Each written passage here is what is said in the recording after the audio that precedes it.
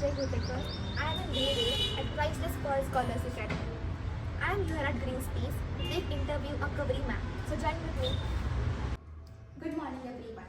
I am Vaikari Gutekar and welcome you all to BPSC's chat show. On the occasion of World NGO Day, we take immense pride in introducing an NGO, an organization that stands as beacon of support and opportunity for the children with special needs. Hosla NGO. Over the years, Hosla NGO has touched the hearts of thousands of children, helping them gain dignity, independence and confidence. Esteemed board member of Hosla and director of Grape County Eco Resort, Ms. Gauri Ahire Chauhan ma'am. It's really great honor to have you with us today. It's my honor to be here. Thank you so much. Yes. So what inspired you to establish this organization? So when we started this organization, we were just a bunch of students just out of college, me, my husband and a couple of his friends. And we've all studied outside Nasik, and we felt the need to do something for our city, because when you live, I think, outside your city, you start valuing your roots even more. So when we came back to our city, we realized that there's so much that we can do. Everyone had the potential and had the zeal to do something different for their city, and we realized this one void that was for special kids, and we just thought, why not just start doing something for them. And it was just such a small meeting that we had, and everyone were aligned, and we just started it off just like that with one conversation. And slowly we started approaching schools, and we met the parents of these special children, and we realized that the need is so much more than what we anticipated. So over the years, we've collaborated with more than 22 schools, and we just kept doing one thing after the other for them, and it just kept growing. Ma'am, it's really very inspiring. What key issues does your NGO focus on, and what is its whole mission and vision? So for Hosla, we were very sure that we wanted to do something for our specially abled kids. Because I think somewhere down the line they are a little neglected in the society. So we wanted to bring them into the focus. I think while helping the kids, what we found out that more than the kids, the families were the ones that really needed the support, and they really needed a community where they can actually come together and talk about their issues and share their stories and actually come to a solution. So we've also collaborated with some government institutes and some government schemes, some corporate organizations that had their CSR to be done and they didn't know what to do with it.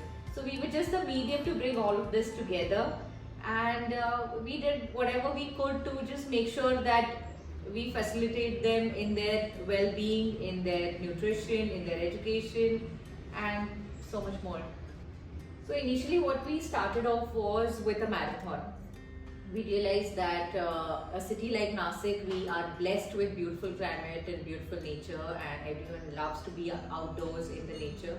But these special kids were somehow deprived of this, which is why initially first we thought we'll start off with a marathon for our special kids, and it was a celebration of sorts. It was not a marathon which would actually examine your strength. It was a carnival of sorts, and so one special kid and one volunteer would just help them complete that marathon, give them that sense of accomplishment by the end of it, certify them for their accomplishments, and we would just have fun, a carnival, we would dance and just enjoy, and the parents, they actually had the blast.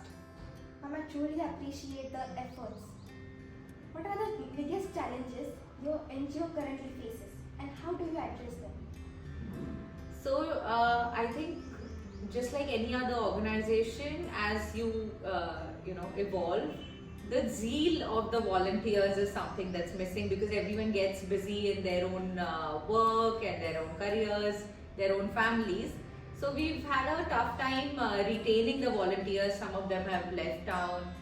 We've also conducted some volunteer drives in colleges and some institutes.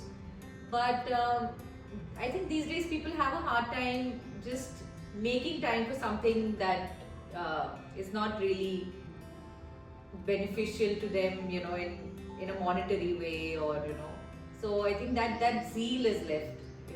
So we struggle with that. We struggle to find volunteers who can actually come onto the streets and do these drives with us and just show up to events. That is something that we're struggling with. Yes. How can individuals get involved in your NGO, either as volunteer or as team member? So we've kept it really simple. We just have a QR code that people need to scan and they need to fill up a form, and they can be updated about all the activities that we do around the year. And for whichever activity you can make the time, you can just come and show up to the event. Because unless you, I think, participate and actually experience this in real time, you cannot be connected to the cause unless you actually invest some time on the ground with us.